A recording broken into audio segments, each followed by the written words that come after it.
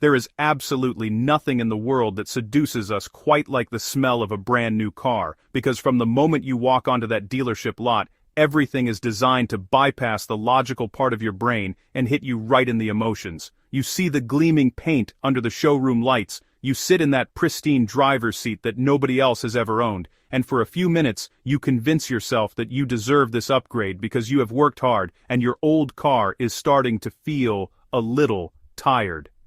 In 2026, this psychological trap is more dangerous than it has ever been because the automotive market has fundamentally shifted in ways that make buying new a financial disaster for the average person.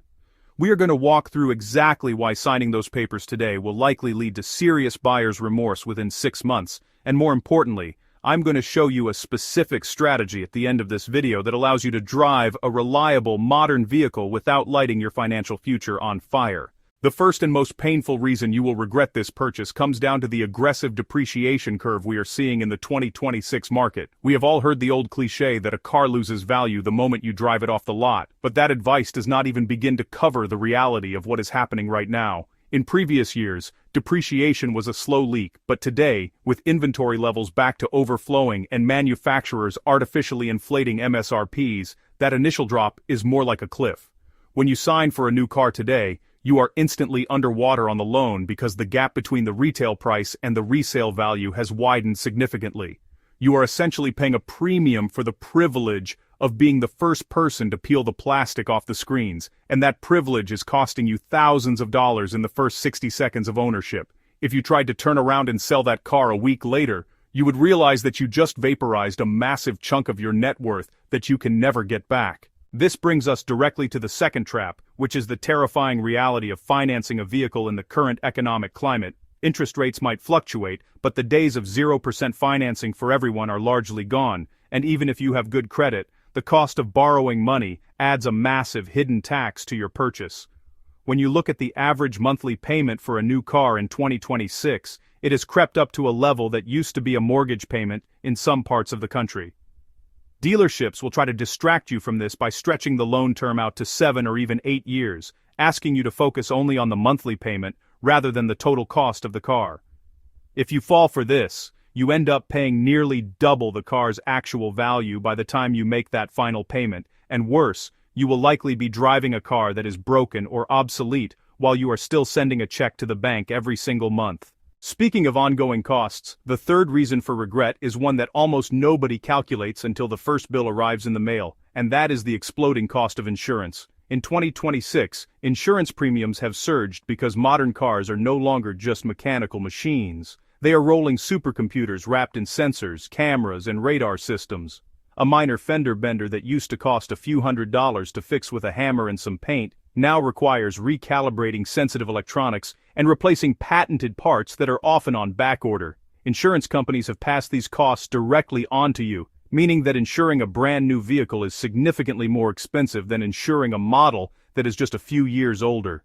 You might be able to afford the car payment comfortably, but when you add in a skyrocketing insurance premium, your total cost of ownership blows a hole in your monthly budget that you didn't account for. Since we are talking about saving your budget from unnecessary destruction, if you are finding this breakdown helpful and want to make sure you never fall for these financial traps, please take a second to hit that like button and subscribe to the channel. It really helps us get this information out to more people who are trying to make sense of their money, and it ensures you won't miss our future deep dives into the economy. Moving on to the fourth reason, we have to talk about the complexity and anti-consumer nature of modern vehicle technology. There was a time when buying a new car meant you were getting something more reliable, but in 2026, you are often buying into a subscription ecosystem that you never asked for.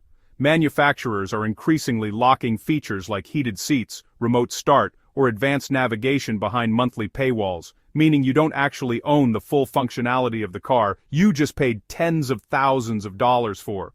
Furthermore, the complexity of these new systems means that when something goes wrong, you cannot take it to your local trusted mechanic anymore, because they might not have the proprietary software required to diagnose the issue. You are tethered to the dealership service center and their inflated labor rates, which adds another layer of anxiety and cost to your ownership experience that simply doesn't exist with slightly older, simpler vehicles. The fifth and perhaps most damaging reason is the opportunity cost of tying up that much capital in a depreciating asset. Every dollar you put towards a new car payment is a dollar that cannot be working for you in the market, paying down high-interest debt, or building your emergency fund. In 2026, with the cost of living being what it is, liquidity and cash flow are your best defense against economic uncertainty.